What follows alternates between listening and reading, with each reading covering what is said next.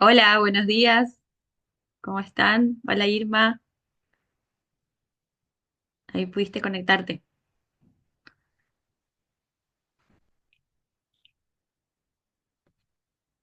Bueno, cuando puedas, Irma, nos saludamos. Espero que ande bien tu tecnología por esos lados. Por acá estaba medio complicado que no me podía conectar, pero ahora ya pudimos. Así que bueno, los saludo con la paz del Señor. Espero que hayan arrancado bien esta jornada, que podamos tener un hermoso día, un hermoso tiempo juntos. Y bueno, los invito en este momento a poder orar juntos y encomendar esta clase a nuestro Dios, ¿sí? Oramos. Bendito Dios, Padre Celestial que estás en los altos cielos, en el nombre precioso de nuestro Jesús, venimos ante ti, Señor, para adorarte, para agradecerte, para exaltarte, buen Dios, por todas tus maravillas, por las cosas buenas que tenemos, por toda nuestra vida, por despertarnos hoy, Señor. Te agradecemos por la bendición de poder tener una cama, Señor, de poder desayunar, de poder tener esta posibilidad de conectarnos, de estar juntos, de estudiar, Señor. Son tantas las cosas que tenemos que la verdad es que muchas veces nuestro corazón no es lo suficientemente agradecido y te pedimos que lo reviertas y que podamos apreciar todas esas cosas que haces por nosotros cada día y que son chiquitas y grandes a la vez, Señor. Gracias, Señor, por todas las posibilidades, las bendiciones. Te pedimos el perdón de nuestras faltas, Padre, porque sabemos lo imperfectos que somos, que fallamos ante tus ojos, Señor, y te pedimos perdón. Y así también te pedimos que no tengas en cuenta estas faltas, sino más bien nos ayudes a cambiar, a mejorar, a crecer cada día, Señor, y estar un pasito más cerca de intentar parecernos a ti, Jesús. Gracias de nuevo por estas posibilidades. Encomiendo esta clase, Señor, en tus manos, a cada uno que la va a escuchar, Señor, a sus familias. Te pedimos que tu guía, tu protección, tu Espíritu Santo esté con nosotros en medio nuestro constantemente y que todo esto sea de bendición para otros y para acercar a la gente cada vez más a tu gloria, Señor. Que todo sea para enaltecerte y engrandecer tu nombre. Te pedimos esto, te agradecemos en el bendito nombre de nuestro querido Señor Jesús. Amén. Bueno, hermanos queridos, ya estamos en la anteúltima semana. La verdad es que, como siempre digo, pasa tan rápido y ya estamos a punto de terminar, ya casi de despedirnos de nuestra linda materia. Y bueno, así que vamos a tratar de sacarle todo el provecho, vamos a tratar de disfrutar este tiempo que queda. A veces, como les decía, se nos puede hacer pesado esto de estudiar, de que es el último año, pero último empujón que cuesta. Y fíjense cómo va pasando tan rápido, ya estamos casi pisando abril, pasó rápido, así que disfrutemos cada día, cada momento, porque realmente la vida pasa rápido. Así que aunque cueste a veces el cursado, yo los animo a que lo puedan hacer con el disfrute que se merece también cada una de las materias, aunque esta es de las más lindas, ¿no? No, es un chiste. Bueno, vamos a continuar. Todavía no hemos terminado nuestra unidad número 4. Como les había dicho, es larguita, son de las más largas, porque justamente son las que eh, me dice que los participantes no pueden ver la presentación. ¿Es así? ¿La ven? A ver si Irma puedes decirme o Abraham si se puede ver esto o no, porque me pareció como un cartelito. Pero capaz que me apareció a mí nomás. Sí se ve, sí se ve. Ah, bueno, bueno, menos mal. Bueno, como les decía, es de las más largas. Nosotros nos habíamos quedado acá y justamente es de las más largas porque son de las que tienen que ver con nuestro tema en cuestión, que es la enfermedad y la dolencia. Entonces, como les había dicho, vamos a ir con algunas específicas, son un montón. Por ahí sí después, bueno, esto me parece importante que después de finalizada la materia, obviamente que hay cosas que no entran por una cuestión de tiempo, pero me gustaría que ustedes en sinceridad, porque esto ayuda mucho tanto a mí como profesora, pero también como seminario, que ustedes puedan darme su devolución de manera sincera y con la crítica constructiva. Bueno, dicen que no hay crítica constructiva, pero yo creo que sí. Para decirme, por ejemplo, me hubiese gustado que charlemos sobre, o que nos informes o que haya más información sobre tal tema que no lo mencionaste, que no se me ocurre ahora que puede ser, pero por ahí ustedes dicen, no, la verdad es que la enfermedad que más vemos en las congregaciones es esta y de esto no se habló en las clases. O mientras que vamos, todavía hay tiempo, quedan 2 semanas, así que todavía hay tiempo de que me puedan decir en estas clases que por ahí algo se puede sumar. Eh, Así que me gustaría que puedan por ahí ser un poco sinceros con esto. Entonces, yo para la próxima, si es que sigo estando yo o el que venga lo puede tener en cuenta también, de dar algún tema que por ahí a ustedes les pareció que faltó. Yo, como les dije, traté de poner como las que más se suelen ver, las enfermedades que más se ven, pero obviamente que hay muchas y a veces el tiempo no da, pero por ahí me dicen, no, me hubiese gustado que se hable mucho más sobre violencia doméstica, por ejemplo, que hay un montón de bibliografía sobre esto y se ve más esto que gente en terapia intensiva. Y sí, puede ser. Y la verdad que ahora que lo digo, sí, hay más. Entonces, bueno, eh, si me pueden dar esa devolución, estaría muy agradecida porque siempre sirve para sumar, para crecer.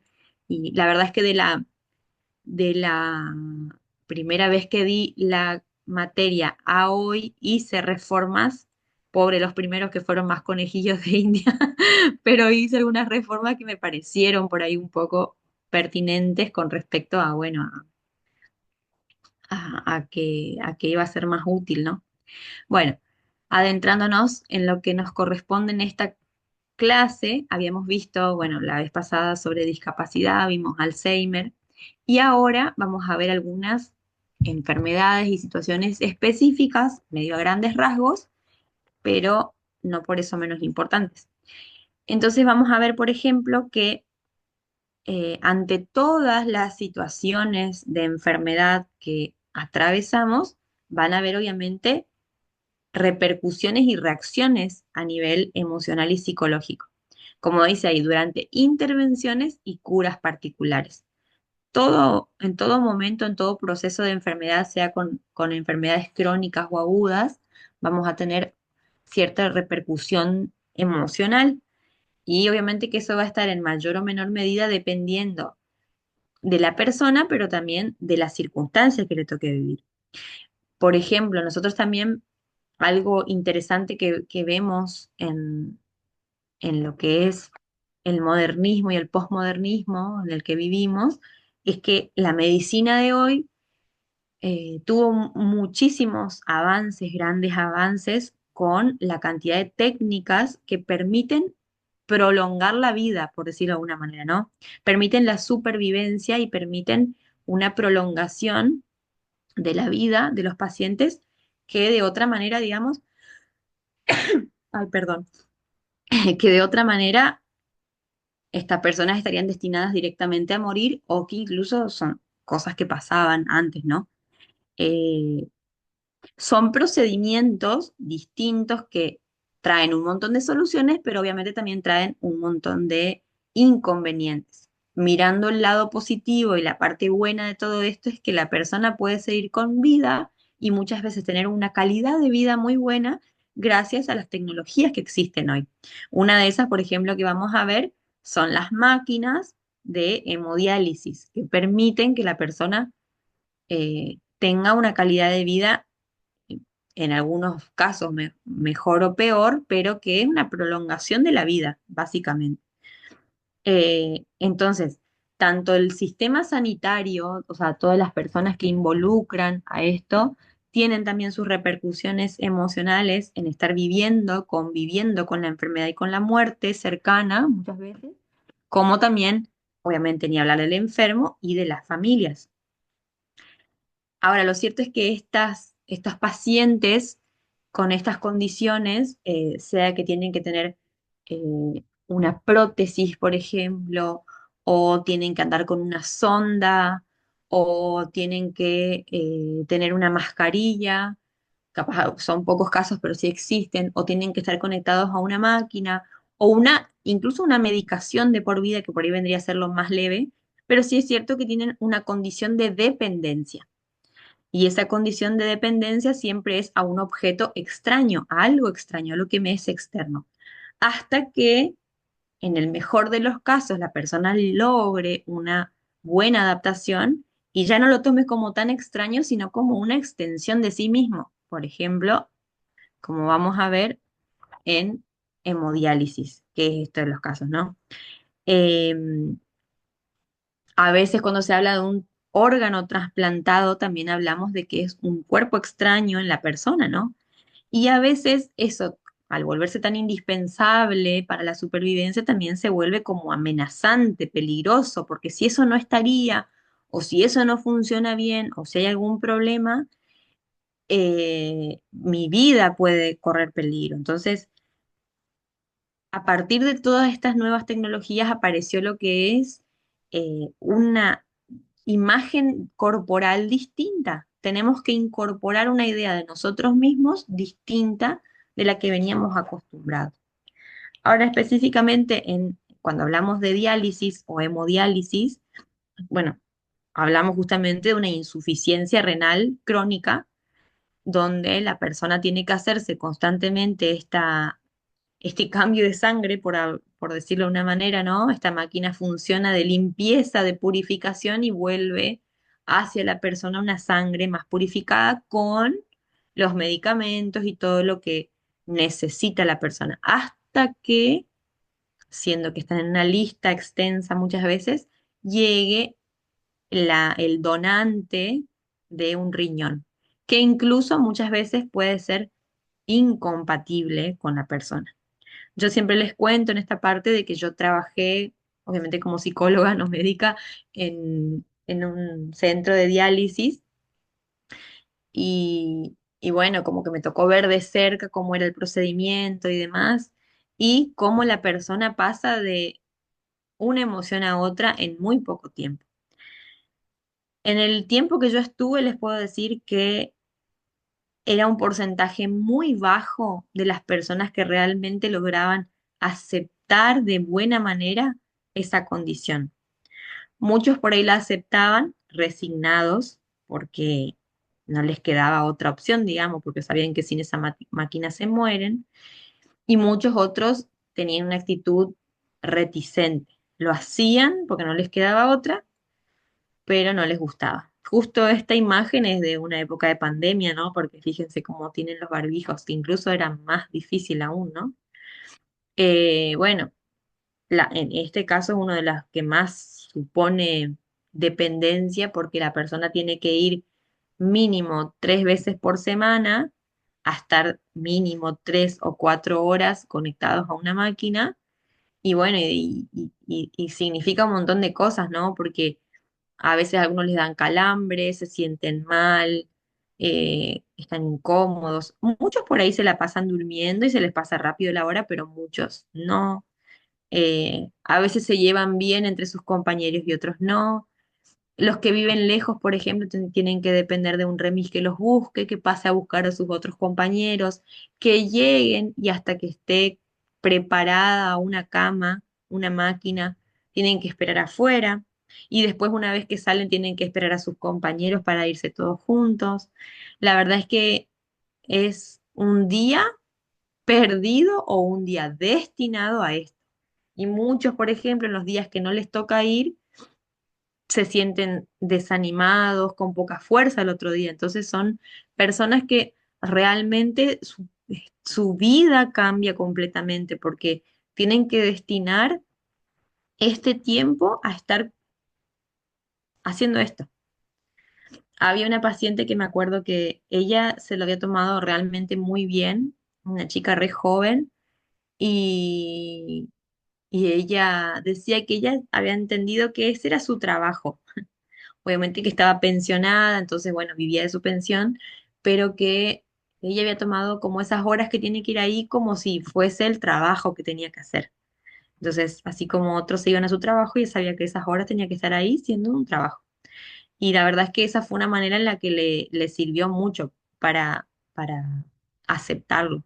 Pero no todos tienen esto, había muchos con actitudes muy negativas, incluso los compañeros también tienen que a veces saber lidiar con la muerte porque muchos de sus compañeros mueren. eh, el problema de los riñones empieza generalmente por una automedicación excesiva, por la hipertensión, por la diabetes, que son como por los que se puede iniciar ese proceso. Entonces había muchos que entre todo ese tiempo debían ser amputados de alguna extremidad, de alguna parte. Entonces también vivían eso y no solo ellos, sino sus compañeros. Entonces algo duro de ver es, eh, po- po- donde yo trabajaba, por ejemplo, la atención de las enfermeras era excelente, entonces tenían un trato muy lindo, eran hasta como muy amigos con los pacientes, pero en otros casos no es así. En muchos casos, como los hospitales públicos, ese era un lugar privado donde se manejaba con las obras sociales, pero en los hospitales, por ejemplo, no hay camas, no hay máquinas, tienen que esperar muchísimo más tiempo, más si hay gente que vive muy lejos. Y la verdad es que es una situación muy difícil de asimilar, porque justamente el aparato se vuelve como su cuerpo extraño que hay que asimilarlo en uno mismo, ¿no? Entonces es este conflicto de dependencia y autonomía que quiero tener, pero no puedo, y se vuelve como lo central dentro de este enfermo, ¿no? Eh, Muchas veces aparecen conductas regresivas, como habíamos hablado, digamos, porque ellos se enojan, se enchinchan, se pelean unos con otros, no quieren a veces hacer el procedimiento o no respetan la dieta. Ellos, por ejemplo, tienen que tomar muy poca agua. Había como algunas ideas que se les daban, ¿no? Me acuerdo que, por ejemplo, de ponerse un cubito de hielo en la boca cuando tenía mucha sed, o ponerle limón al agua para hidratar. Hoy, por ejemplo, se sabe que el agua sola casi que no hidrata, sino que necesita como de electrolitos, de sales, para poder hidratar. Entonces, muchos sufren con esto porque incluso el cuerpo parece que le pidieran más agua y tienen más sed, entonces muchos tomaban igual y después se sentían mal. También está la posibilidad de hacerlo en la casa, hay una de las posibilidades, pero tiene que ser un lugar muy pulcro, muy preparado y la persona puede hacer todo este procedimiento en su casa. Pero lo cierto es que requiere de pinchazos tantas veces por semana, tienen un catéter que les pasa por las venas, que ya tiene que estar incorporado, es un cañito abajo de la piel, y hay algunos que tienen el brazo tan deteriorado, porque algunos llevan hasta 10 años haciéndose diálisis, la verdad es que es pobre, es feo realmente. Y no pueden un brazo, tienen que pasárselos a otros y las venas ya están como muy lastimadas, el brazo muy lastimado, entonces unos realmente la pasan sufriendo muchos, hay otros que son más valientes y sí, bueno, dale, como que ya están más curtidos y lo soportaban más, pero como vamos a ver, el dolor también se vive distinto en uno y en otro, ¿no? Entonces, eh, hay como un proceso de duelo con todas estas emociones que supimos verlas ya y realmente como que también tiene su tiempo de resignación. En un primer momento, cuando la persona empieza a sentirse mejor de lo que estaba, hay como cierta euforia, porque las personas logran una mejoría y es como que viven en esa idea de alegría porque me hizo re bien. ¿Qué pasa cuando, obviamente que la condición de salud va empeorando porque es una máquina y no es algo normal, va haciendo que la persona deteriore, se sienta peor, entonces ahí aparecen de nuevo los sentimientos que pueden ser como de angustia y depresión. Después también hablamos de otra de las situaciones que es de los problemas psicológicos de un trasplante. Generalmente cuando hablamos de trasplantes son los más comunes los de riñón y de corazón, también están los de hígado, por ejemplo, y requiere una consideración importante por todo lo que significa el trasplantarse, porque justamente es ese cuerpo extraño que tengo que asimilar como propio. Y parece que no, pero sí tiene mucho de lo emocional, el tener algo que tenía otra persona y yo lo tengo que asimilar. Eh, hay algo que, bueno, que tiene que ver con el estrés quirúrgico, con todo lo que significa lo previo, que también está el riesgo a que el cuerpo rechace ese cuerpo extraño. Muchas veces lo asimila bien, pero no. Pero en la persona aparece el sentido de la mutilación, es inconsciente también, porque justamente hay algo que me sacan que es mío y aparece algo de otra persona. Y la persona inconscientemente tiene que hacer una reestructuración de su imagen corporal porque tiene que aceptar e integrar emocionalmente ese órgano trasplantado como parte de sí mismo, ¿no? Y que a la vez, digamos,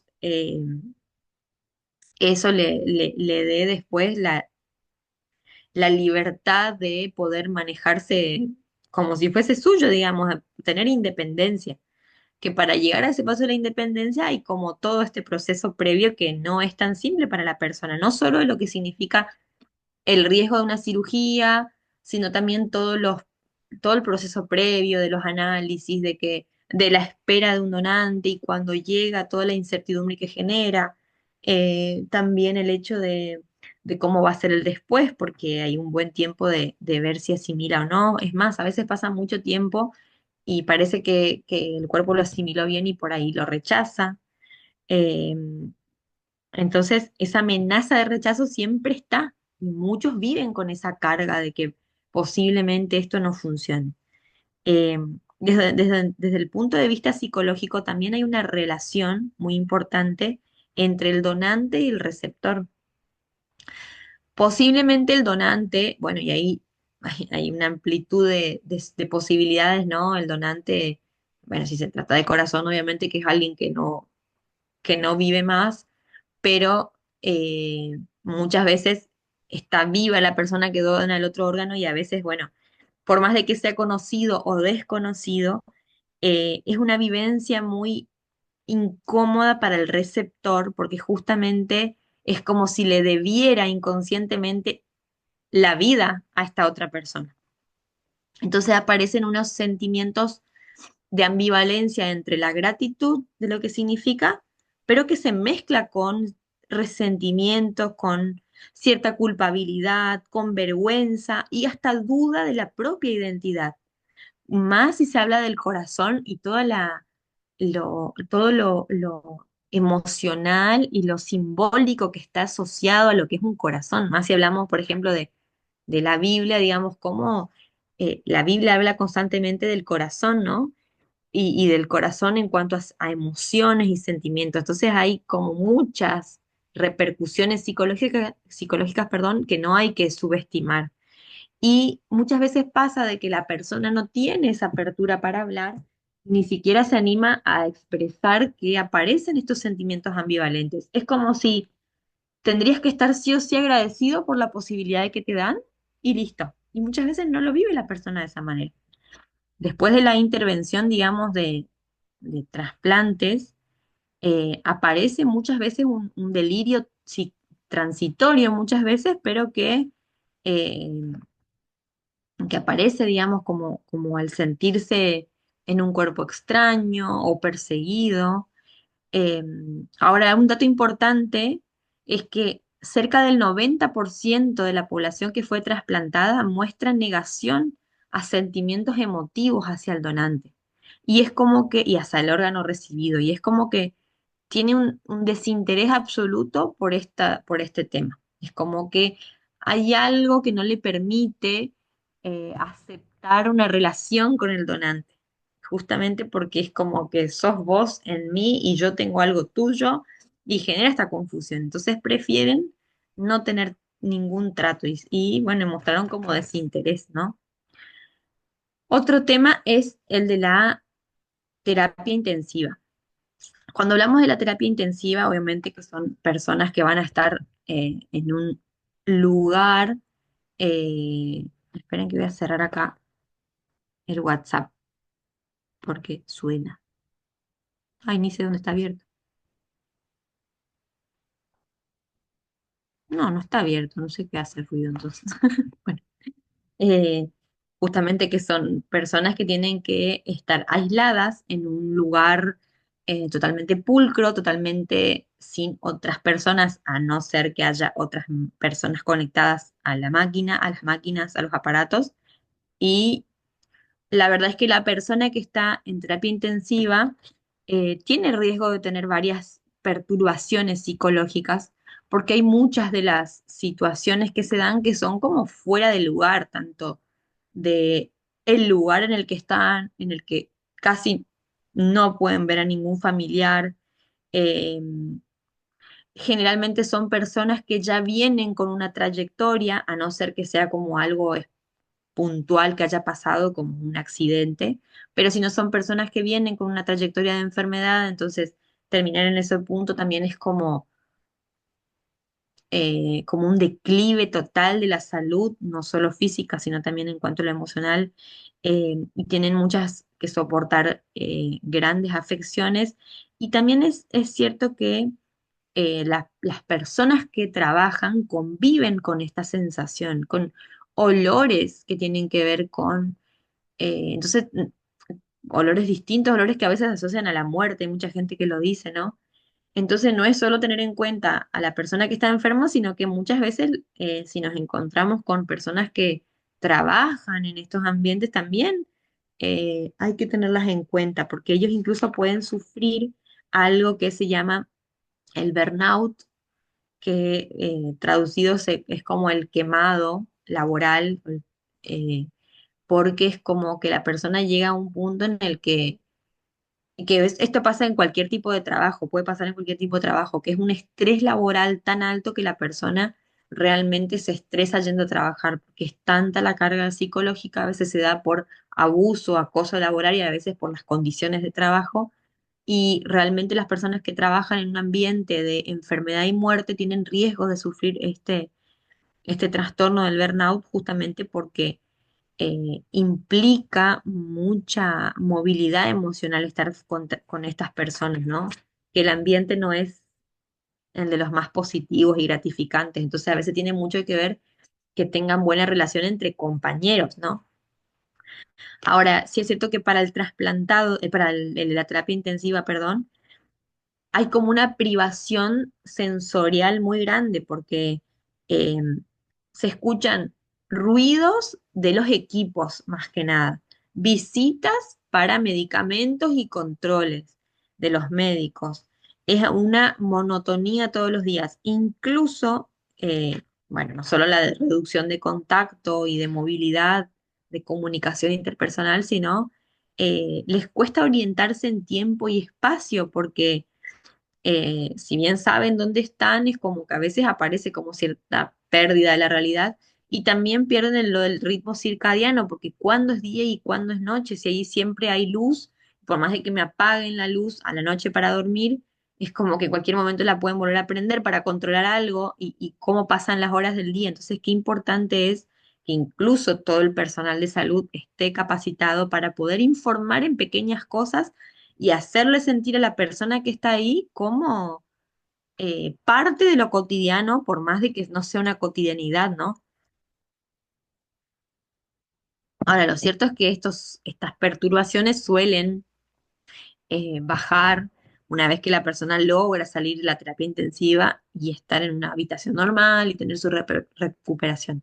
Pero hay pacientes que, bueno, ni hablar si están en coma, en estado de coma, tienen mucho tiempo o años incluso de internación y por más de que puede que no tengan conciencia, hay una partecita que sabe, ¿no? O el cuerpo responde. Por eso que es importante que estas personas que trabajen tengan como esta sensibilidad a esto, ¿no?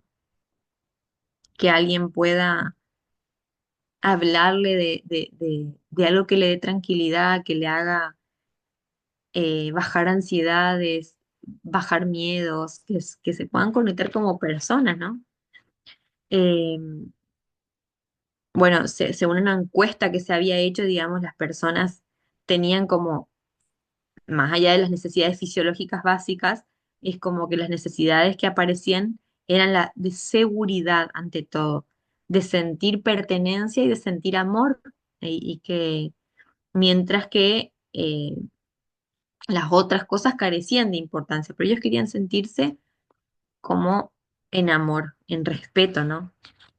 Y otro de los temas también dentro de esto es de la problemática del enfermo de SIDA, que no es un dato menor, hay mucha gente enferma de SIDA y la verdad es que la enfermedad de SIDA, el síndrome de inmunodeficiencia adquirida, eh, tiene como mucho estigma social, ¿no?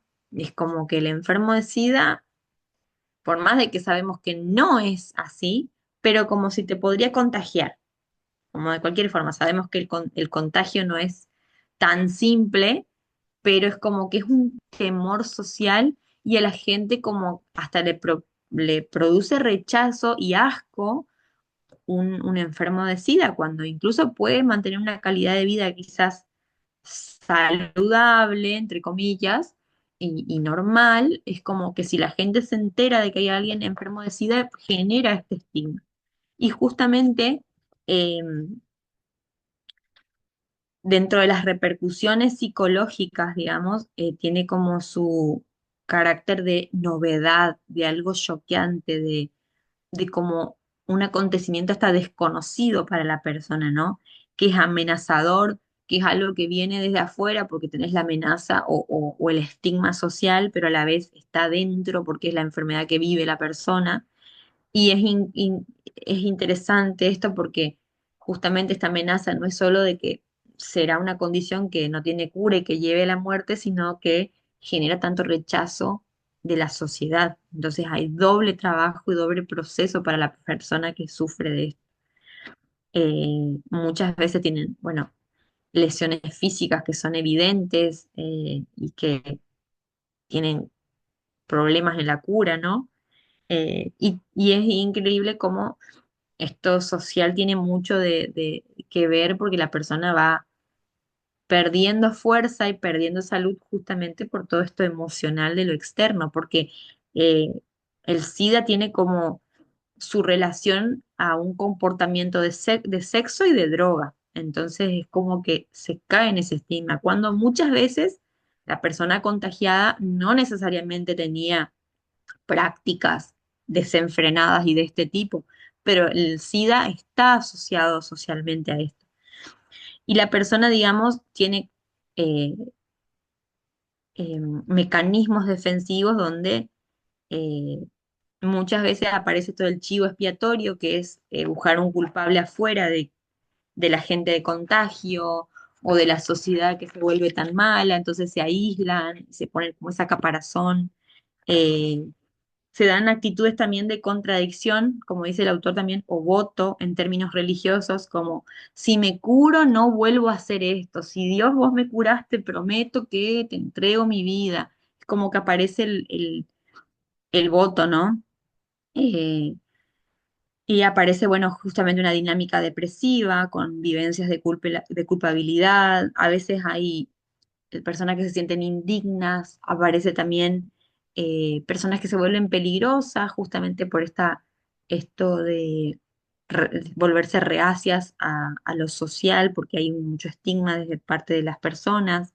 Eh, Hay muchos de estos enfermos que son enfermos inocentes de la enfermedad y realmente también viven toda esta repercusión de igual manera. Y muchas veces el enfermo, como por venganza, busca contagiar. No todos, obviamente, pero el que se pone así como reacio también puede tener esta actitud, ¿no? Eh, es como que en lo fantasmático, en la imaginación, aparece esto de que tiene un carácter oscuro esta enfermedad, sucio, como que da esta sensación. No, no es así, o sea, eh, la persona no necesariamente va a contagiar porque te pase la mano y te salude. O sea, hay que tratar de ser consciente desde la objetividad, ¿no? Eh, pero sí es cierto que tiene una lucha interna la persona porque justamente tiene estas dos miradas de lo que van a decir, de lo que piensa la sociedad y de aparte de todo el proceso de enfermedad que transita. Entonces, Muchos, como decía, ante este intento de liberarse de la angustia y la culpa, se vuelven agresivos y hasta como que buscan hacerle mal a otro contagiando, no todos, como que intentos inconscientes de venganza o a veces conscientes también. Eh, Generalmente cuando se les da la noticia, eh, o sea, con el momento del diagnóstico, eh, aparecen sentimientos, la primera reacción de estas personas son como de shock, de extravío, de confusión, de desrealización, hay algo que no es real, no lo puedo comprender, como que no sabía ni dónde me encontraba ni qué pasaba, dicen algunos, o de despersonalización, como sentirse que no son ellos mismos. Entonces, bueno, es como que dependiendo de cómo va a ser el transcurso de la enfermedad, por ahí pueden tener una mejor o peor calidad de vida, pero si tienen que estar hospitalizados también, porque a veces el mismo sistema sanitario como que no le da el trato de como cualquier persona, y eso también lo siente el enfermo. Pero a veces también cuando el tratamiento es como todo de carácter medio experimental, porque hasta el día de hoy no se conoce la cura. A mi opinión personal, yo creo que sí está la cura, pero como que hay algo en el sistema que no les conviene, no sé, ese es mi pensamiento. Capaz que es medio fantasioso mi pensamiento, pero al día de hoy que no se conozcan algunas curas me parece raro. Yo creo que somos creados para estar sanos y el sistema de la farmacia, de la medicina no le conviene. Entonces, no sé, esa es mi opinión. Capaz que medio perseguida, pero me parece está increíble que al día de hoy que se tenga tanto conocimiento, no haya una cura, no sé. Bueno, hay mucho más para hablar de esto, pero no quiero adentrarme en tanto de las enfermedades específicas, sino como a grandes rasgos. Después ustedes pueden seguir leyendo un poco más. Eh, Vamos a ir a otro tema, no menos importante, tampoco tan lindo, pero sí interesante charlar lo que es la muerte y todo el fenómeno de la muerte. Cuando hablamos de la muerte, digamos, hablamos de dos partes, tanto del enfermo o del posible moribundo, del posible muerto, o también estamos hablando de la familia y de los vínculos que acompañan a una persona que está en su último tiempo en esta vida. Se cree que en cuando uno habla del vínculo con la propia muerte, con la de uno, aparecen tres actitudes, dice uno de los autores, que uno puede pensarlo de manera maníaca, de manera narcisista y la creencia de un salvador. El duelo maníaco, digamos, o ese vínculo maníaco, tiene que ver con, o sea, cuando hablamos de manía, dentro de la psicología está, vieron que se habla de el trastorno bipolar, por ahí escucharon hablar. El trastorno bipolar tiene periodos de manía y periodos depresivos. El estado neutral en el que se puede lograr mediante la medicación es de la hipomanía, donde la persona más o menos se mantiene estable. La depresión justamente son todos los sentimientos de la depresión en sí misma, como en cuanto tal la depresión, el desánimo, el desgano, las ganas de morirse, no tener sentido la vida, la desazón absoluta. Y en la manía hay como una euforia excesiva y la persona, incluso en casos extremos, llega como a tener conductas eh, disruptiva socialmente. Por ejemplo, están en ese momento de manía y hacen una compra en el que se hundieron todo su sueldo o van y apuestan o van y hacen como más locuras, ¿no? Un estado de manía, como que es más extremo. Entonces, en cuanto a esto del vínculo con la propia muerte, en esta actitud maníaca, generalmente aparece como una hiperactividad en la persona que está sobreviviendo todavía, digamos, por decirlo así. Entonces aparecen que hacen muchas actividades, como que hay una reformación en su hogar en cuanto a lo edilicio, hacen muchos viajes, hacen actividades, como que hay una hiperactividad. Después aparece también otro duelo inconsciente que para no caer en la depresión o sea, digamos, esto es en esta acá, digamos, para no caer en un duelo de la depresión, aparece esta hiperactividad, como para no caer en esta angustia. La tapo con la hiperactividad. Otra, por ejemplo, es el duelo narcisista, donde la persona se repliega hacia sí mismo, digamos, en un intento por mitigar ese dolor de la muerte. Entonces, eh, hace muchas consultas médicas, hay una preocupación muy grande por la salud, entonces como que está todo el tiempo en lo que le pasa, en lo que le pasa, en lo que le pasa, narcisista, digamos, es como que muy al sí mismo, también para mitigar el dolor. Y el último se considera como una actitud de la creencia de un salvador, justamente donde la persona a veces busca refugiarse en la religión o en un salvador, justamente para mitigar el dolor. Esto es a nivel psicológico. Nosotros tenemos como nuestra mirada cristiana, donde obviamente que esto último vendría a ser lo mejor que pasa. El tema es que esto se lo plantea a nivel inconsciente cuando no hay realmente una comprensión de lo que está pasando y se busca alivianar ese dolor buscando un mecanismo defensivo. Entonces, en este caso, el hecho de la creencia de un salvador vendría a ser más como un mecanismo defensivo. Por eso podemos dar cuenta cuando no es real la entrega a Dios, cuando la persona se sana o puede sanarse y después se olvida de Dios. Entonces, en eso podemos darnos cuenta de que fue una actitud psicológica de defensa más que algo real de acepto a Cristo como mi único Salvador y Redentor. ¿Se entiende? Por ahí esa es la diferencia. O sea, ahí se ve como la parte emocional que es hasta patológica, digamos, cualquiera de estas tres, pero a veces algunas son como por un tiempo y después la persona logra realmente eh, una aceptación real, por decirlo así. Eh, entonces, el duelo se puede resolver más favorablemente cuando uno tenga duelos anteriores mejor resueltos. O sea, el vínculo con esa muerte va a ser mejor aceptada. Ni hablar de tener una creencia bien sólida en cuanto a la fe, eso ni hablar de que va a ser un duelo mucho mejor aceptado, pero también de diferentes duelos vividos a lo largo de la vida, procesados de buena manera, llegan a que no sea un duelo patológico lo que se atraviesa en ese último tiempo, en, en- en ese lecho de muerte, por decirlo así.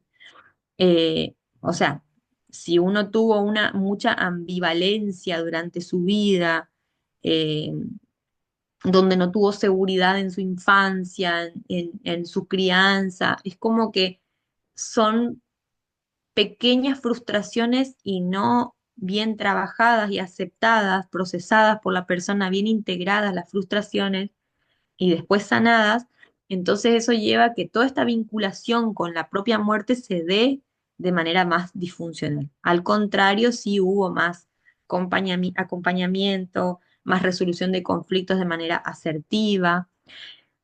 También hay una buena parte de lo que es el vínculo grupal, entonces el grupo, y en este caso hablamos de una comunidad cristiana, puede contener o no, digamos, la angustia producida por esta pérdida. Y acá hablamos del acompañamiento al enfermo moribundo, pero también a la persona que perdió a alguien. Entonces, bueno, el grupo tiene mucho que ver.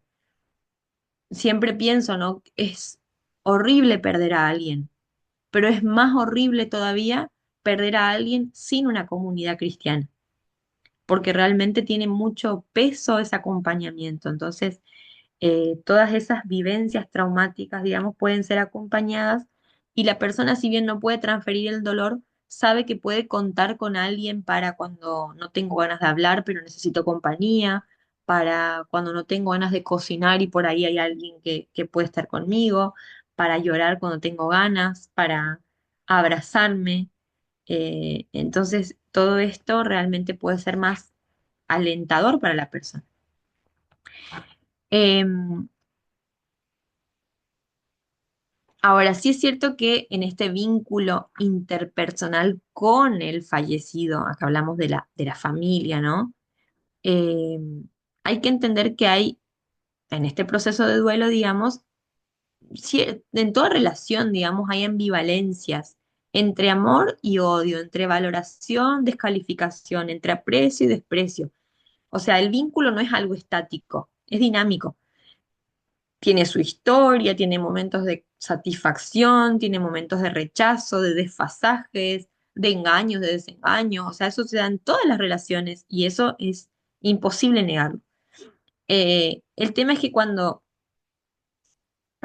algo normal que pasa cuando recién fallece la persona es que hay cierta idealización y culpabilidad. Entonces se idealiza como demasiado a la persona fallecida con todo lo bueno que tenía y se puede ver solo esto y al contrario se puede ver también eh, toda la parte en la que uno se culpabiliza porque la otra persona era muy buena y yo fui así. Eso es algo normal que pasa. Lo ideal es que esto después de un tiempo pueda nivelarse, digamos, y darse uno cuenta de que no hizo las cosas todas tan malas, sino que se hace lo que se puede, no todo es culpabilidad, y que en este vínculo con el otro también la idea es bajar esta idealización y hacer ver que era una persona común y corriente como yo, y que eh, no se da como una cuestión de injusticias lo de la muerte. Sí duele más, digamos, o aparece mucho más cuando se trata de personas más inocentes, cuando se trata de niños, por ejemplo. Pero sí es cierto de que lo ideal es que la persona pueda, después de un tiempo, darse cuenta de que no sirve la idealización y que hay que bajar esta idealización, de que era tan humano y tan errático como yo y que no es que la muerte fue como un acto injusto para esta persona, porque aparece como esta injusticia más cuando se lo idealiza más. Ahora, cuando hablamos de fenomenología del acto de morir, estamos hablando de que, bueno, para entender toda la vivencia del duelo y demás, hay que tener en cuenta todas las circunstancias que rodean al acto mismo de la muerte, ¿no? Eh, no es lo mismo, como les decía, la edad del fallecido, eh, la relación que uno tenía, en qué ocasiones se dio, en qué contexto se dio esta muerte. No es lo mismo una muerte repentina que después de un largo recorrido de la enfermedad. Como hablábamos antes, a veces hay duelos anticipatorios, ¿no? Cuando se trata de una enfermedad. Em, Tampoco es lo mismo morir de una muerte natural que morir por un suicidio, por ejemplo. Entonces, en esta segunda posibilidad, el nivel de culpa, de vergüenza, de incomprensión es mucho más alto y siempre eh, va a haber como una no respuesta cuando hay un suicidio. Ni hablar, y la verdad es que es algo que a mí es una de las cosas que más me hacen ruido y me generan como mucha, no sabría decirles qué emoción, tendría que revisarla un poco, pero como hasta desesperación de ponerme en el lugar de cuando aparece alguien perdido, porque es un duelo que nunca puede ser resuelto. ¿Qué pasa con los niños que se pierden y nunca los encuentran? Entonces, si vos te enterás de que murió, es horrible, porque capaz tenías la esperanza de encontrarlo vivo, pero por lo menos se puede hacer un duelo, hay una muerte a la que llorar. Pero cuando hay una pérdida de algo que no se encuentra, está siempre la esperanza de que aparezca y no se puede vivir en paz nunca más. Entonces realmente es algo eh, muy, muy difícil de transitar. ¿Cómo se hace para vivir con un duelo abierto? Bueno, otro de los factores influyentes, acá hay algo que está en el libro, que por ahí ustedes lo pueden leer, pero para mí, como yo no estoy tan de acuerdo con esto por lo que, por la experiencia que uno puede ir viviendo y capaz coinciden conmigo. Dice que muchas veces tienen que ver el factor influyente con uno de los factores influyentes es el sexo, digamos. Dice, por ejemplo, que las viudas suelen ser más afectadas que los viudos, aunque también es cierto que después se reorganizan mejor. Bueno, en este caso puede que sea un poco mejor. Mejor no, un poco más, estoy más de acuerdo. Fíjense que generalmente, por lo general, no todo el mundo, pero por lo general, las viudas no se vuelven a casar, pero el viudo vuelve a casarse. Eso no quiere decir que la mujer lo procesa más mal. Al contrario, yo creo que la mujer le cuesta un montón primero, pero llega después a reorganizarse emocionalmente, bueno, psicológica y socialmente también, de una manera en la que pueden sanarlo y no tienen la necesidad de volver a estar en pareja.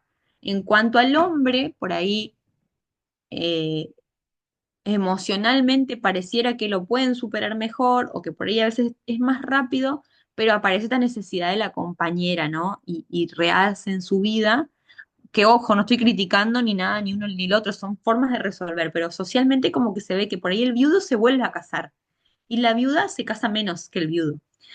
Pero algo que en lo que no concuerdo acá es como, por ejemplo, que dicen que la edad, dice un dato, la muerte en los extremos de la escala de la vida en niños y ancianos es la que peor se soporta.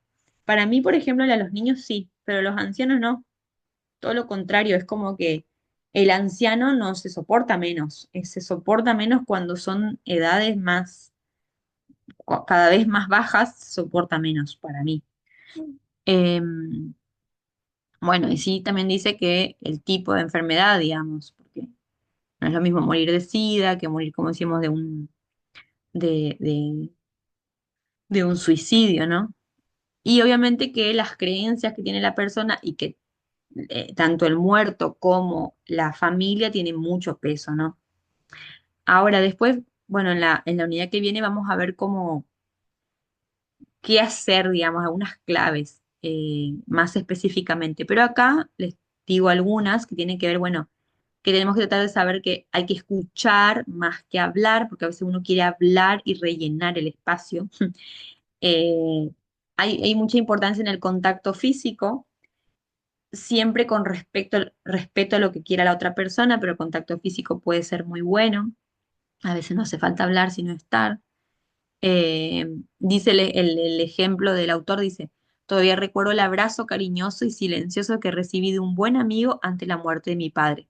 No pronunciamos palabra, pero su presencia física fue suficiente para encontrar paz en mi espíritu angustiado.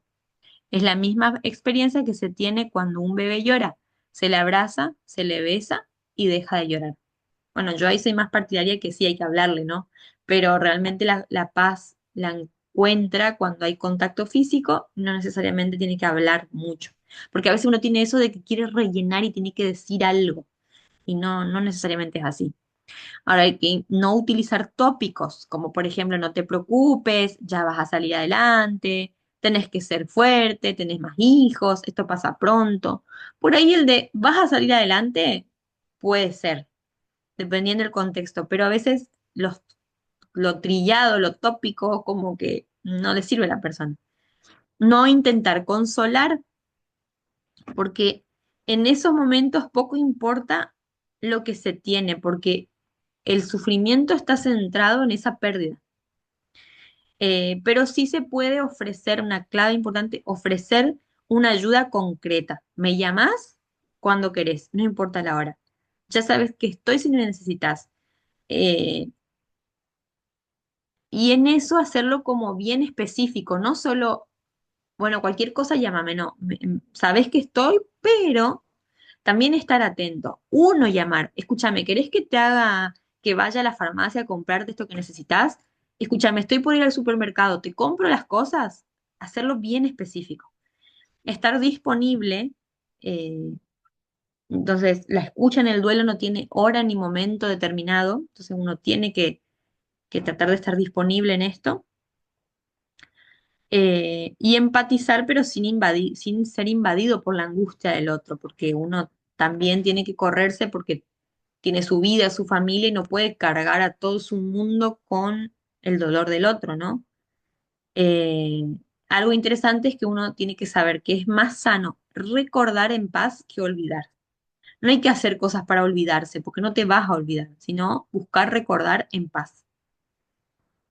Y saber, bueno, que uno tiene que estar atento a pedir ayuda, si es necesario un psicólogo, un psiquiatra, o una atención un poco más personalizada en algún caso, ¿no? Em, Cuando hablamos de tanatología, vamos a un concepto, digamos, de freudiano, de Freud, digamos, que es el eros y el tánato. Cuando hablamos del eros, vendría a ser como la vida y el tánatos como el instinto o la pulsión de muerte, básicamente. Que dice que en todos nosotros, digamos, conviven esos dos instintos, el de vida y el de muerte, porque somos seres mortales, básicamente. En nuestra parte inconsciente no podemos soportar la muerte porque como que somos creados para la vida eterna.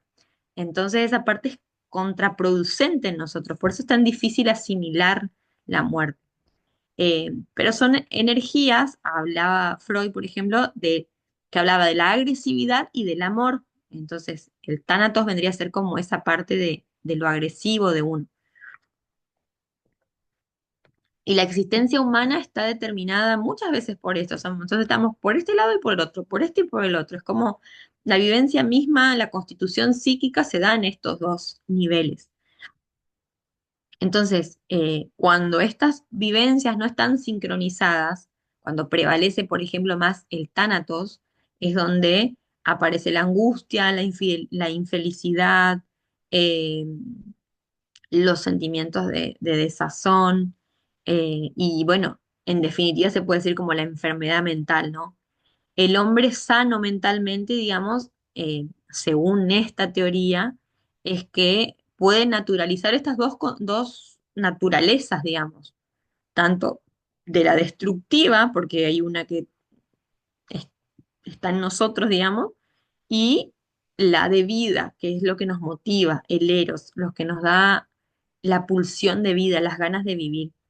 Y la idea es como que nosotros, a medida que vamos creciendo, desarrollándonos, podamos ir más por el lado del eros. Pero siempre va a estar esta confluencia, ¿no? Porque tenemos frustraciones, tenemos muerte, tenemos la vida misma que es con problemas, por decirlo así. Ahora, una de las cosas que puede llevar a ser patológico cuando prevalece el tánatos o la agresión es que la persona llegue a los sentimientos de soledad y justamente se repliegue hacia sí mismo y eso termina siendo patológico. Y puede llevar después a lo que es el suicidio, que es una cosa que vamos a ver después. Pero en cuanto a lo que se refiere a la tanatología, eh, hay como un trabajo específico que es de los tanatólogos, que bueno, digamos, es una disciplina que surge del estudio de la muerte y de los procesos de duelo. Esa es como la tanatología, generados por pérdidas significativas en la vida de cada uno. Entonces la tanatología viene del griego que es thanatos, muerte, significa thanatos, y logos, que es el estudio o tratado. Entonces el estudio de la muerte y toda su fenomenología. Entonces la tanatología es el estudio interdisciplinario del moribundo y de la muerte, especialmente de las medidas para disminuir el sufrimiento. Entonces, todo el libro este, que ustedes lo pueden ver, sería bueno que lo puedan leer todo cuando tengan algún tiempo, es el de tanatología. Justamente en este se habla de todos estos procesos de, del duelo y demás, y de acompañamientos y formas para poder llevar adelante esto, que ya también lo vamos a ver en la última unidad. Eh, entonces la idea es disminuir el sufrimiento físico, el sufrimiento emocional, el sufrimiento psicológico de los enfermos terminales y también de las familias si tienen que afrontar la muerte o la posible muerte. Y una vez que esta aparece, acontece. Eh, Sin duda la muerte es la vivencia más fuerte, más radical de confrontación que viven las personas, ¿no? Que vivimos todos. Y la muerte significa algo diferente para cada uno de nosotros. Por más de que compartamos creencias, la muerte significa algo distinto para cada uno de nosotros. La vivencia va a ser distinta y ahí es donde influye nuestra, nuestra crianza y después las ideas que vamos adoptando y obviamente que la fe cristiana tiene mucho que ver en esto, ¿no? Por eso el acompañamiento al enfermo, digamos, tiene, o al moribundo tiene mucho peso porque puede ser un cambio radical en su vida y obviamente en su salvación. Ahora, cuando hablamos del enfermo en sí mismo, el que está a punto de morir, digamos, hay ciertas actitudes que aparecen en este enfermo y eso las vamos a ver un poco. Se habla de que hay como miedo a la muerte, ¿no? Hay una psiquiatra que había ido a, a- a evaluar, a hacer como un estudio de casos en hospitales, digamos, a enfermos moribundos y relata cómo había pasado su experiencia, ¿no? Entonces ella dice que fue eh, a los médicos en un hospital de Chicago y le había pedido permiso para entrevistar a enfermos moribundos. Y dice que hubieron diferentes repercusiones en el agente sanitario, en las personas que trabajaban en el sistema de salud.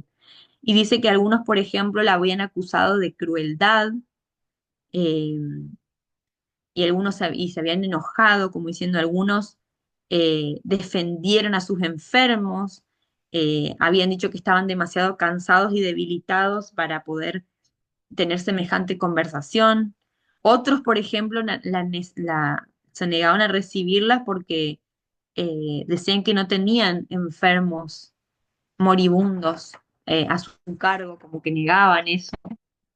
Entonces lo interesante es que eh, entre todo este rechazo que tuvo de esto, ella sacó sus conclusiones. Dice que ella leía que de manera inconsciente era un mecanismo de defensa ante la muerte y obviamente que reflejaba un gran miedo. Y eso no hablaba solamente de los enfermos que tenían ahí, sino hablaban de su propia persona. Entonces ella entendía que esto era como un miedo a la muerte y miedo de morir, de ese sufrimiento que acompaña también ese proceso, ¿no? Miedo al vacío, del silencio, de la soledad, del dolor, de no saber a dónde se va a ir a parar, miedo a la nada, de no ser recordado, miedo de no poder recordar, miedo de lo que se pierde y de lo que se podría encontrar. Entonces, bueno, y justamente aparece lo que decía Freud, que él creía que nadie de nosotros cree realmente en la propia muerte, eso es de manera inconsciente, porque estamos como inconscientemente convencidos de nuestra propia inmortalidad. Y acá es como que me parece como una contradicción interesante, porque él era ateo, él no creía en Dios, sin embargo, estaba diciendo algo que era propio de nosotros, o sea, tenemos como incorporado esa eternidad no porque no vamos a morir naturalmente, sino porque nuestro ser anhela, desea y está diciendo de alguna manera que vamos a ser eternos. Entonces él mismo lo decía, aunque era ateo. Y me parece una contradicción en su teoría. Eh, pero lo cierto es que esa idea de la muerte, digamos, moviliza muchas cosas internamente en nosotros. Y justamente el momento de ir a acompañar a alguien en ese proceso, aparecen muchos cuestionamientos o deberían aparecer cuestionamientos de nuestra idea de la propia muerte y de lo que uno considera de la muerte, que eso no es tan simple, ¿no? Les quería decir también que había una carta que fue dirigida por una joven alumna enfermera a los sanitarios de la unidad en que estaba hospitalizada. Ilustra bien las dinámicas de estas acá. Dice, me queda de vida de 1 a 6 meses, puede que un año, pero a nadie le gusta abordar este tema. Me encuentro pues ante un muro sólido y desnudo, que es todo lo que me queda. Soy el símbolo de vuestro miedo, cualquiera que sea, de vuestro miedo, de lo que sin embargo todos sabemos que un día habremos de afrontar.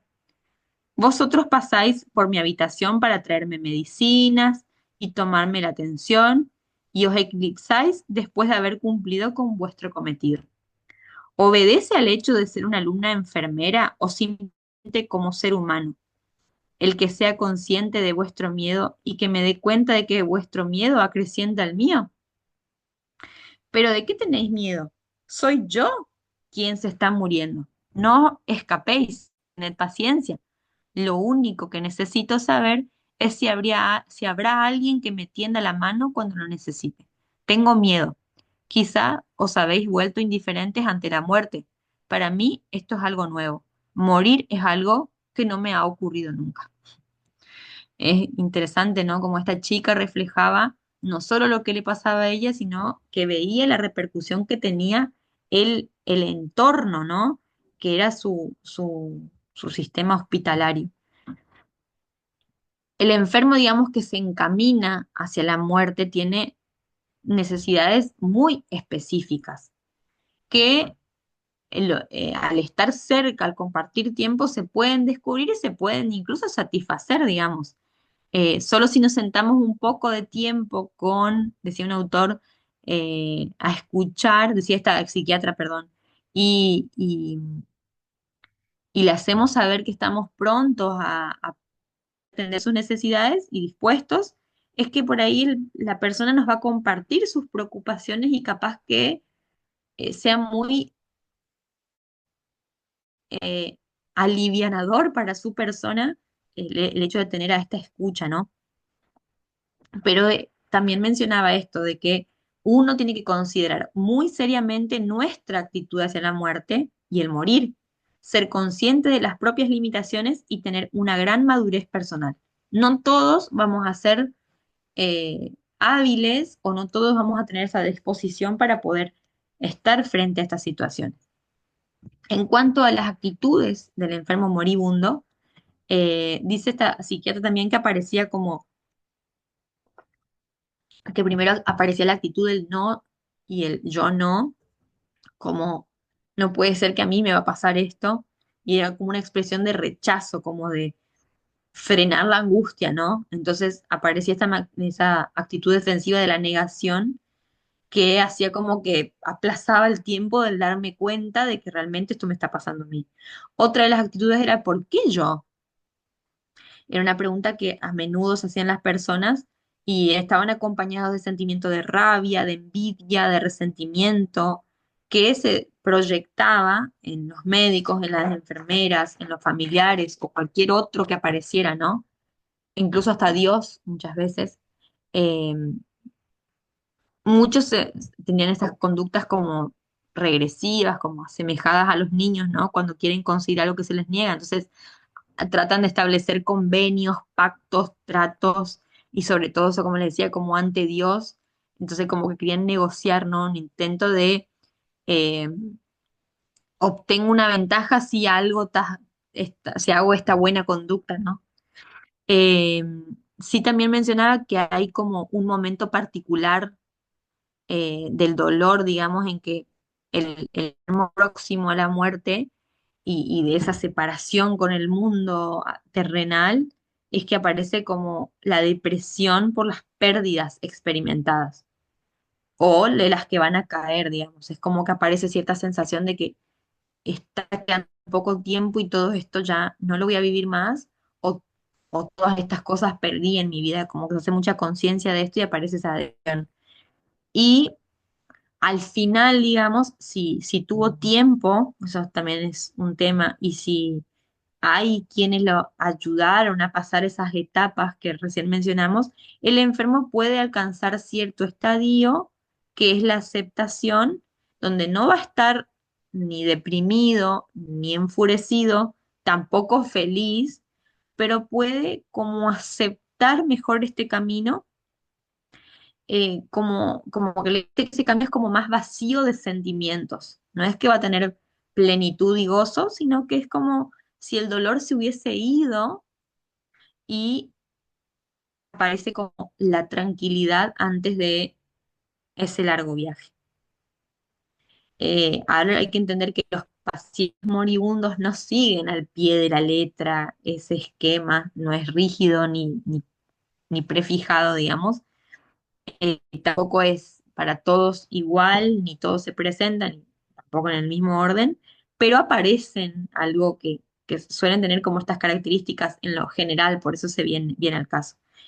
Pero lo que aparece muchas veces, y es algo interesante, es como la esperanza. Vieron que hay ciertas enfermedades o ciertas veces que pasan donde aparece como que el enfermo viene mal, mal, mal, mal, y después hay como un periodo en el que se siente bien, como que vuelven las energías y parece que su estado de salud mejora. Yo no me acuerdo cómo le dicen, capaz algunos de ustedes se acuerdan, me dicen, pero es como, tiene una palabra, no estoy acordándome ahora, pero como que es el sentirse bien antes de la muerte. Y hay muchas situaciones en las que por ahí hay gente que cuenta cosas que vivió con familiares y demás, donde pasaba esto, venían decayéndose muy mal y por ahí había una semana en la que se sentían de maravilla y a la semana siguiente por ahí fallecía. Es como un oasis en medio del desierto para previo. Tiene un nombre eso, pero es algo que también puede pasar. Eh, Ahora, hay otra situación también que se da mucho, que genera todos estos temores, esta cosa de la incertidumbre, de la incomodidad frente a la muerte, que es justamente el temor al cáncer. Entonces, eh, hay uno de los problemas que pasa, y sobre todo atraviesan los médicos, de que es el comunicar la verdad cuando se trata de una enfermedad terminal, o qué tipo de información hay que darle a la persona que está eh, por morir, que tiene poco tiempo, que tiene cáncer. Se le dice, no se le dice, dependiendo de la edad, dependiendo de la condición de salud. Hay muchos cuestionamientos. Lo cierto es que la persona siempre tiene el derecho de saber, pero hay consideraciones a tener en cuenta que eso a veces puede ser charlado por la familia, dependiendo de toda la constitución eh, que está atravesando, sobre todo emocional. Pero entonces está el hecho de no decir o decir cuándo y cómo decir, ¿no? Es como que eso depende mucho de cada persona.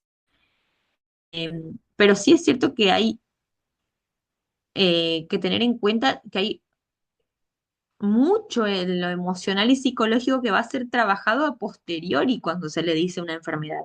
Por eso las explicaciones tienen que ser muy sabias y muy empáticas y también tratar de saber de que después van a venir dudas, porque eh, por un lado, digamos, lo que va a pasar, digamos, que el paciente va elaborando lo que se le dice de manera intelectual y racional, vamos recibiendo la información, pero después aparecen un montón ay, perdón, de mecanismos inconscientes que le van a hacer ir trabajando otras ideas y aparecen fantasmas, imaginaciones, ideas irracionales sobre todo lo que significa que me están diciendo. Entonces, como que hay una primera aproximación intelectual, pero después aparece todo lo que la persona va confabulando a veces en su cabeza. Díganme si a veces no nos pasó, que uno cuando habla con el médico de algo decís, sí, sí, te entiendo todo, y después te vas a tu casa pero, y esto, y ni hablar si se trata de una enfermedad tan grave.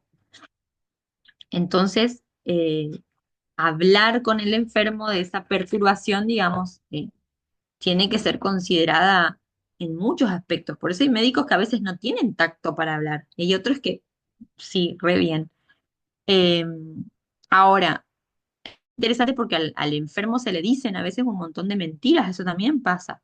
Y ellos mismos eh, puede que se den cuenta que también lo estén como negando a sí mismos, ¿no?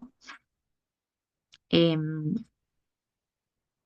pero lo cierto es que la palabra cáncer genera una angustia diferente a otro tipo de enfermedad. Es como la confrontación inmediata con la muerte, porque si dicen cáncer, las personas lo asocian inmediatamente con la muerte, como algo que te va a llevar directamente a la tumba.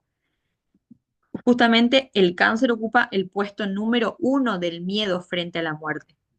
Eh, Porque con lo que respecta a otras enfermedades, por más de que sean crónicas, es como que hay un estilo de vida bueno o puede que no te mueras de eso, o que no va a ser tan determinante para llevarte a la muerte, o incluso te podés sanar si son agudas, pero con la muerte es como que tiene el carácter más negativo porque se piensa que tienes cáncer, vas a morir de eso. Y hay muchos casos en los que incluso no es así, ¿no? Pero es lo que desencadena en la familia y en la persona un montón de sentimientos y mecanismos defensivos, digamos, donde a veces se evita hablar del tema, aparecen las conjuras del silencio, donde no, de esto no se habla, cuando en realidad debería ser todo lo contrario, hablar cuando hay que hablar. No te digo hablar todo el tiempo, pero hablar cuando hay que hablar. Muchos enfermos a veces se niegan, enfermos de cáncer se niegan como a informaciones como elementales, no sobre la naturaleza y el curso de la enfermedad, sino como de la intervención terapéutica y de lo que tienen que hacer. Algunos no quieren saber nada.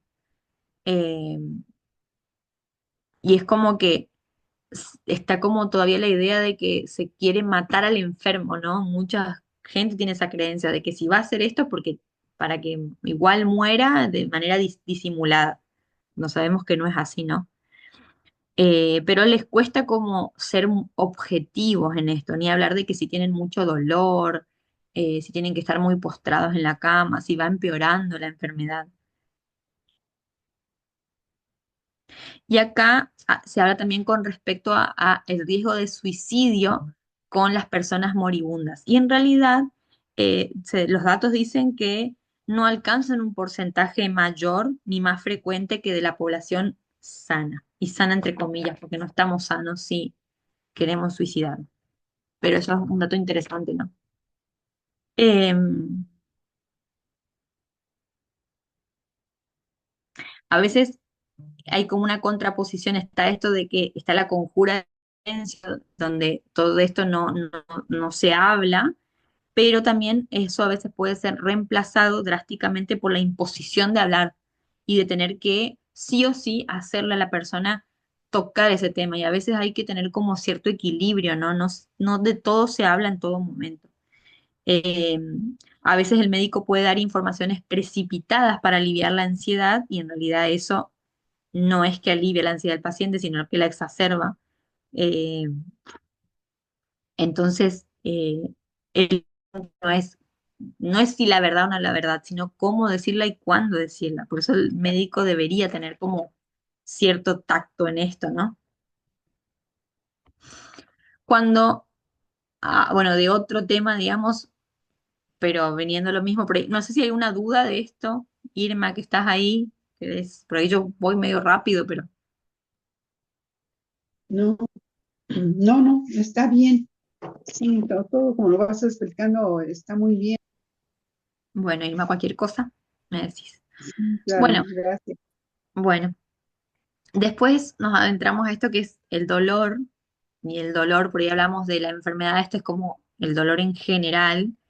Ya veníamos hablando de esto, pero acá es un poquito más de esto de lo que hablábamos de la fenomenología, ¿no? De desmenuzarlo un poco más, de ir más al meollo de la cuestión. Y se dice que él es un fenómeno complejo. ¿Por qué? Porque tiene como, como muchas aristas, ¿no? El dolor. No sabemos la magnitud del dolor de cada uno. Puede variar de un momento a otro. Pareciera que el dolor a veces se va y después vuelve. La verdad es que es súper complejo. Y hay algo interesante dentro del dolor, que es que hay una comprobación científica de que cuando uno atraviesa un dolor, pero acompaña a otro en su dolor, el dolor de uno mengua. Ahora, qué contradicción, porque uno dice, ¿será que voy a empezar a acompañar a otros para aliviar lo mío? Es como un acto medio egoísta. Entonces ahí no sé si funcionaría.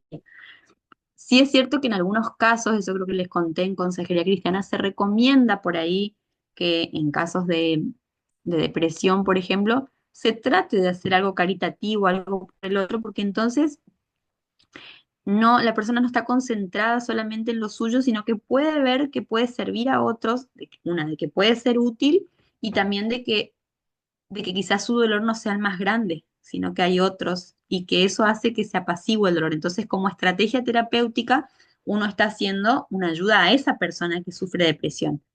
Pero lo cierto es que de manera genuina la gente que le sale también ayudar a otros, eh, hace reducir el dolor incluso físico de la persona que lo está sufriendo cuando se ayuda a otro. Dice que hay después una encuesta que se hizo en una revista psicológica, dice que las personas que hacen ejercicios físicos descritas a menudo, las personas que hacen ejercicios físicos describen a menudo una sensación de euforia durante las sesiones y después una sensación de calma y distensión. Y nuevos datos indican que los mismos cambios emotivos y físicos se pueden producir con una actividad que requiere un esfuerzo muscular mucho menor, ayudar al prójimo. Entonces, aparecen ciertas repercusiones en el cuerpo y psicológicas que son positivas, igual que hacer algo por uno mismo, y que es ayudar al prójimo. Estos efectos sorprendentes son ilustrados con el análisis de más de 1.700 mujeres que participaron regularmente en alguna actividad de voluntariado. En muchos casos, esta calma del buen samaritano, le dicen, va acompañada de la desaparición de síntomas de estrés, como cefaleas o afonía, pero también de los dolores provocados por herpes o esclerosis múltiple. Eso es interesante, ¿no? Un dato real de que ayudando a otros, el dolor de uno disminuye. Entonces, esto habla un poco de la complejidad del dolor. Hablamos también de dolor físico y dolor emocional. El dolor físico sabemos que tiene que ver con el dolor que se siente en el cuerpo y el dolor emocional justamente es ese dolor que se percibe en, en los sentimientos, en lo interno, ¿no? Y no están eh, desconectados unos del otro, porque justamente lo que vamos a ver acá es que mucho del dolor físico tiene que ver con el dolor emocional. Y esto no solo tiene que ver con las enfermedades psicosomáticas, sino que tiene que ver con que depende de cómo fue mi crianza, depende de cómo yo incorporé formas de ver cómo otros sufrían dolor, es que también a mí me van a doler más o menos lo físico, digamos. Voy a sentir más o menos el dolor físico dependiendo de mi creencia sobre el dolor. El dolor, digamos, se habla de que es una elaboración personal, que hay aspectos que son físicos y psicosociales.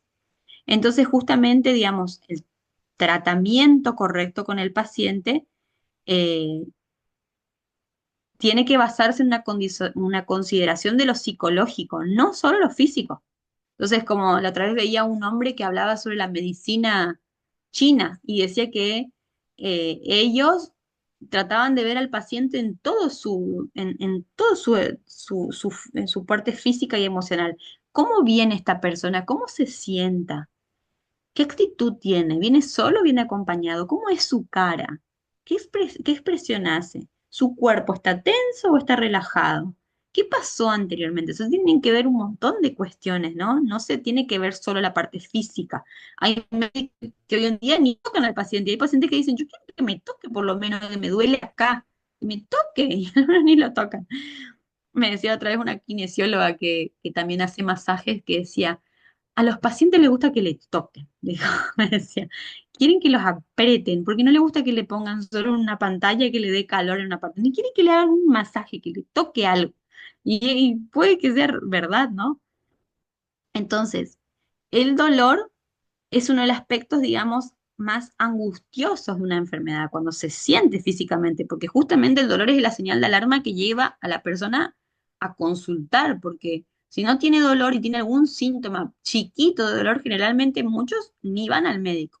Cuando el dolor se hace síntoma presente, es donde es lo que mueve a la persona a ir al médico, por decirlo así. Entonces, sabemos que el dolor, digamos, tiene su origen en el cerebro. Nuestro cerebro es el que manda la información a dónde tiene que doler. Por eso justamente el dolor tiene mucho de lo emocional, porque acá aparece algo de lo que se llama también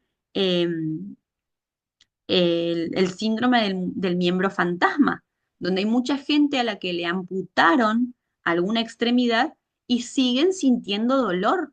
Y no tiene pierna, pero le sigue doliendo la pierna, porque justamente es el cerebro el que manda la información del dolor. Ahora, el dolor es algo que se elabora, por eso se habla de percepción del dolor, donde se percibe el dolor. Recién veo que nos fuimos de hora, ya se nos pasó, así que, pero bueno, quería terminar acá esta partecita porque si no queda colgada. Perdón. Sí, sí, Sofía. Así que vamos a dejar acá y nos encontramos el jueves, ¿sí? Vamos a ver si podemos terminar esta unidad de una vez por todas. 3 Bueno, minutos. sí, discúlpame que no me pasé de hora, que Sí, arrancamos un poco más tarde ahí. Sí.